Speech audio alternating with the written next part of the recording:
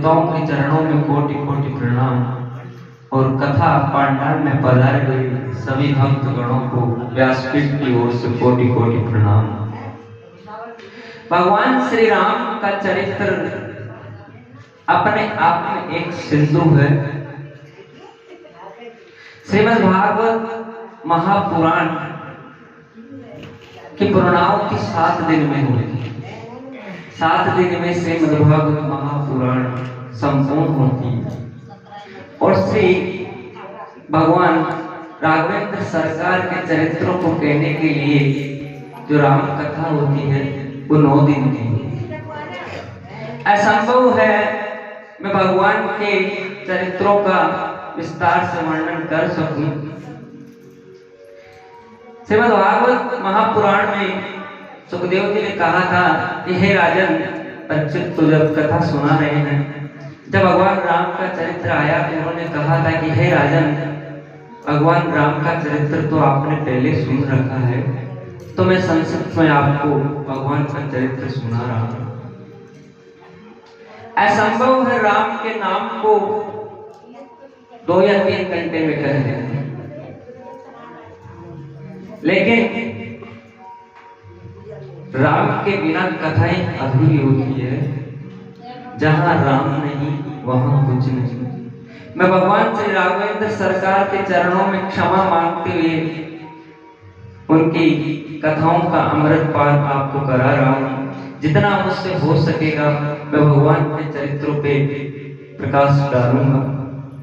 मैं भगवान से आज्ञा लेता हूं प्रभु कि डगमग चरण है पैया है छोटी छोटी।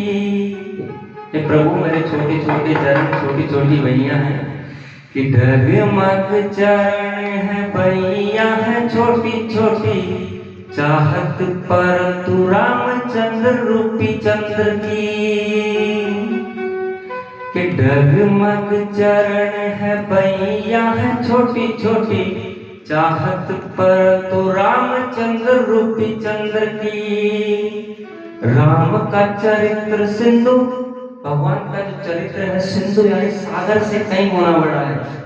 राम का चरित्र सिंधु और मैं शतांश बिंदु, और मैं उस सागर की एक छोटी सी बूंद हूं। कि राम का चरित्र सिंधु और मैं शतांश बिंदु, पहुंच वहां पे कहां मुझ मति मंद की। पहुंच वहां पे कहां मुझ मति मंद की।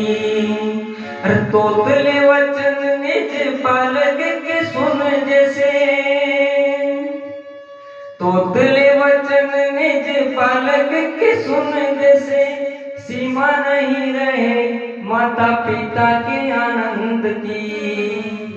ऐसे ही प्रसन्न होना मेरे बाल वचनों से, ऐसे ही प्रसन्न होना। कहने चला मैं कथा आनंद कंद की। कहने चला मैं कथा आनंद कंद की। बोले भगवान राघवेंद्र सरकार की जय हो। भगवान राम का चरित्र प्रारंभ होने जा रहा है। राम सबको मिलते हैं, ढूंढने वाला हो तो राम सबको मिलते हैं। आज तक सबको मिले हैं, आगे भी सबको मिले हैं। भगवान मैंने बैठते ही कहा था कि जिसने राम को नहीं सुना उसने जीवन में कुछ नहीं सुना, और जिसने राम की नहीं सुनी उसने जीवन में किसी की नहीं सुनी। तब राम मिले थे तुलसीदास की चौपाइयों में। तब राम मिले थे तुलसीदास की चौपाइयों में। अब राम मिलेंगे उन चौपाइयों का अनुसरण करने में। तब राम मिले थे तुलसीदास की चौपाइयों में। अब राम मिलेंगे उन चौपाइयों का अनुसरण करने में। तब राम मिले थे दशरथ के निभाते वचनों में। तब राम मिले थे दशरथ के निभाते वचनों में। अब राम मिलेंगे पिता की आज्ञा का पालन करने में। अब राम मिलेंगे पिता की आज्ञा का पालन करने में। तब राम मिले थे माता कौशल्या की ममता में। तब राम मिले थे माता कौशल्या की ममता में। अब राम मिलेंगे माता पिता की सेवा करने। तब राम मिले थे माता कौशल्या की ममता में। अब राम मिलेंगे माता पिता की सेवा करने में। तब राम मिले थे अनुसुईया की मानवता में। तब राम मिले थे अनुसुईया की मानवता में। अब राम मिलेंगे उस मानवता को बनाए रखने में। अब राम मिलेंगे उस मानवता को बनाए रखने में। और तब राम मिले थे सबरी को झूठे पैरों में। तब राम मिले थे सबरी को झूठे पैरों में।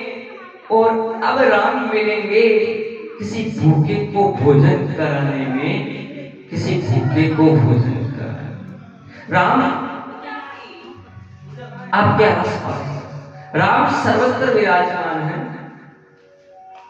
राम का चरित्र सुनो, राम का अनुसरण करो, जीवन धन्य हो जाएगा।